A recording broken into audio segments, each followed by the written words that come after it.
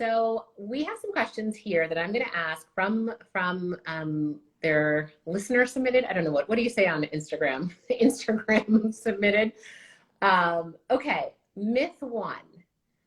Here it is from a renovator that's saying, I'm afraid to tell you, the contractor, my real budget before I receive an estimate because I'm afraid that it's going to influence the process and I'm going to get a bid that's inflated or higher than it needs to be. So being realistic and being very honest with your contractor is the number one thing. And also your budget is a very important starting point, even if you're just getting a feel for cost. Providing your budget, especially for the complex project, gives us an opportunity to really understand what your project really is and also to help you out what we can really accomplish in the project. Yeah, that's right. Scope and budget alignment is so key. And without that, if you don't give your budget beforehand, it's very hard to understand if the scope that you're talking about matches that budget. So thanks for breaking that myth. All right, the second one, and I love this one. Preparing an estimate is easy and free for contractors to do. Preparing an estimate is actually a lot of work to do. We have to get into the job sites. We got to get the contracts going. We got to prepare the estimates. And believe it or not, it's a lot of back office work that we have to get done to really break down your whole estimate, to really get you the price and that's going to fall into your budget. It's not very uncommon for a lot of contractors to actually build in the cost estimate into the doing business with you. The reason why is because as we keep getting architects and the scope of the works keep getting bigger and bigger and bigger, we are including more people involved.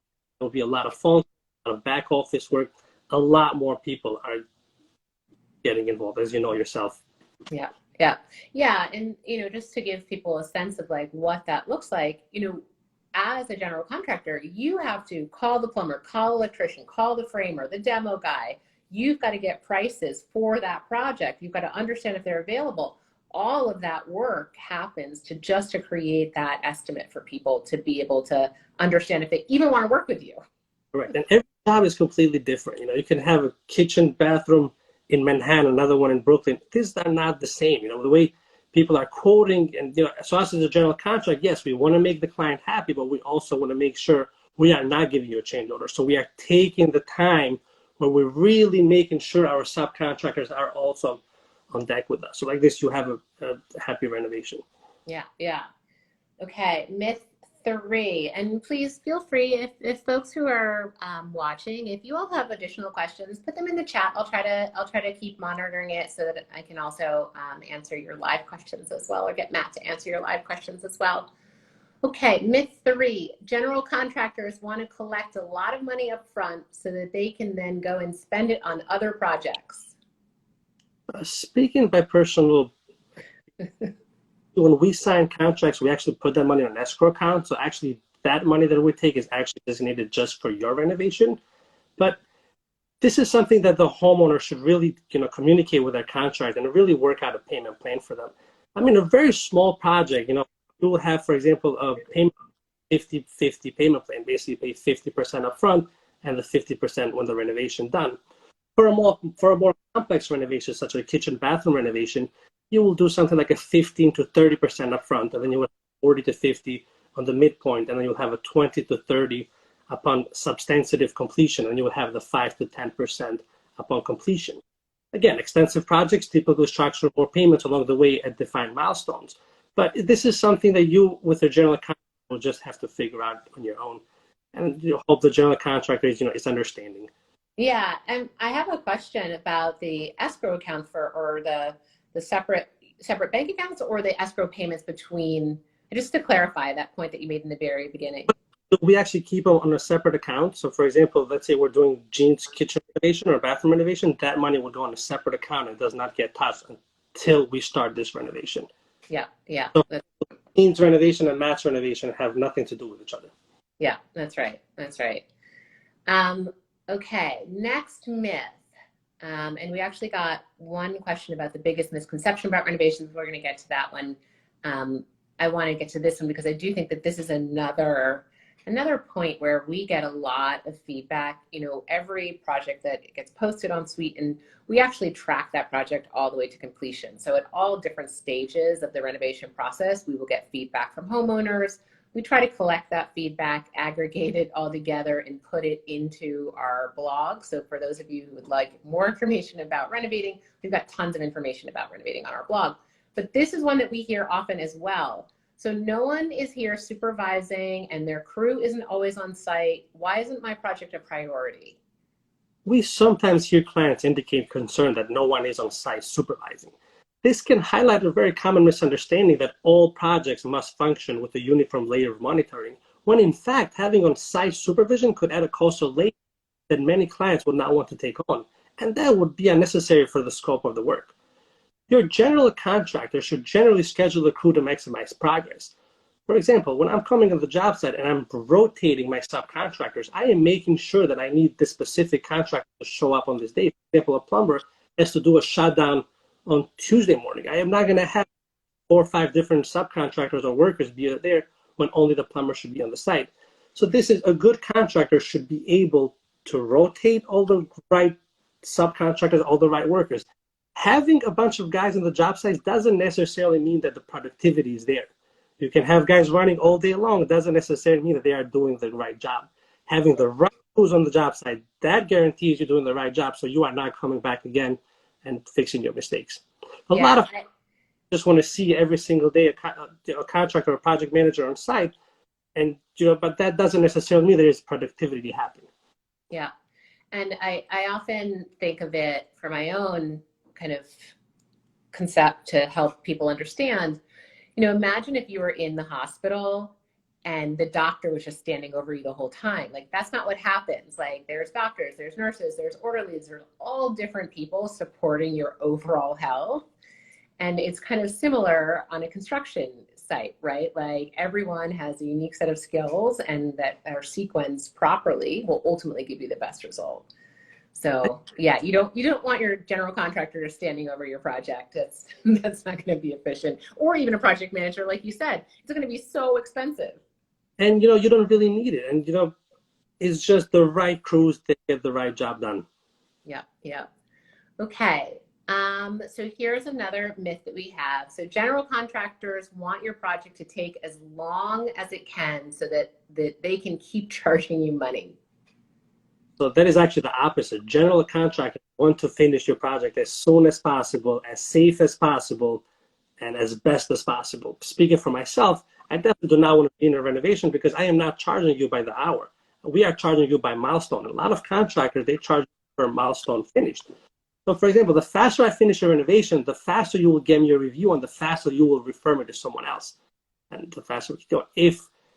If I'm charging you by the hour or the renovations keep getting dragged, I am losing money, but you also are losing money as a client, and no one is happy. Yeah, that's right. We also get that feedback a lot that, like, oh, this general contractor is trying to drag this project out. I mean, there's just no, unless you're getting charged by the hour, unless you're a lawyer, that does not make business sense.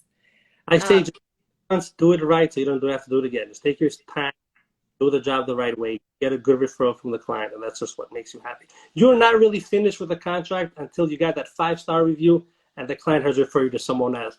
That's when you really have finished the job well done. That's awesome. Wendy just asked a question. Oops. And she was asking before, and maybe it's related to the question she just asked, what's the biggest misconception that you think people have?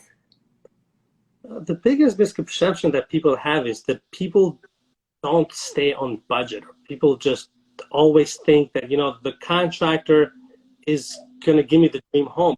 A contractor without your vision can't really combat. We're just the guys that are here to get the job done, and then we can introduce you to the right crews.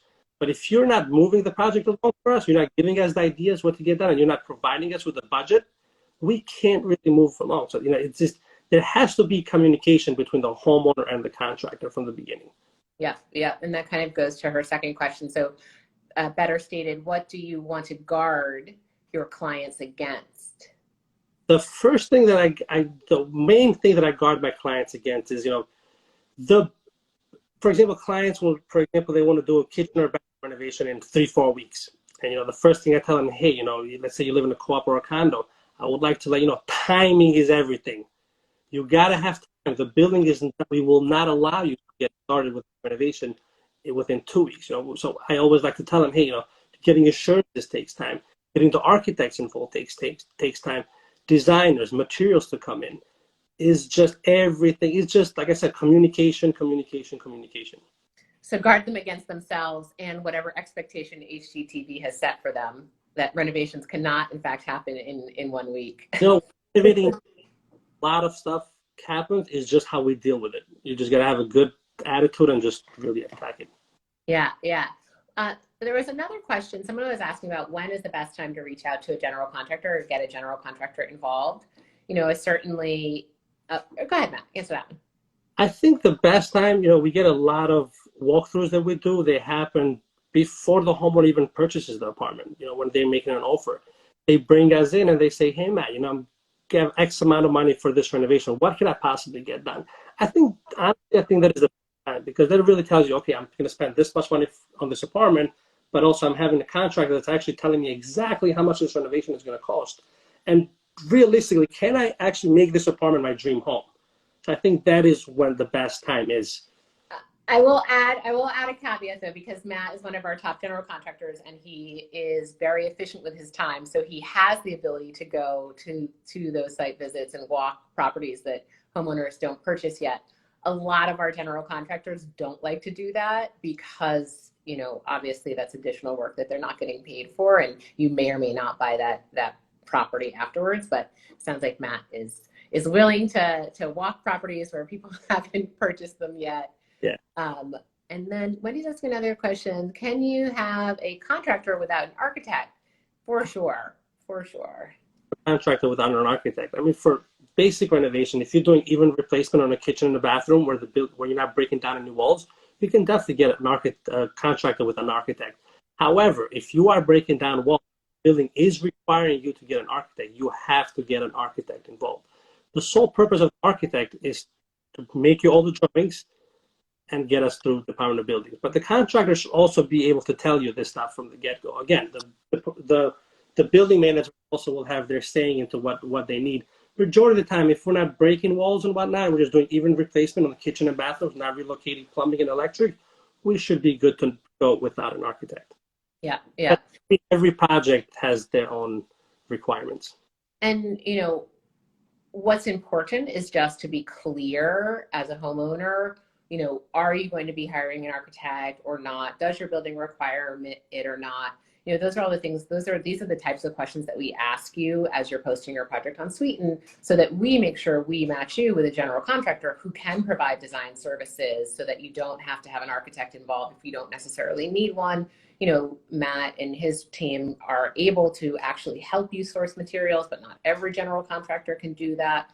You really need to understand what the requirements of your project are and if those are a good match for the services that the general contractor provides. So just want to make that clear. All right, I think we have time. We have time for one more?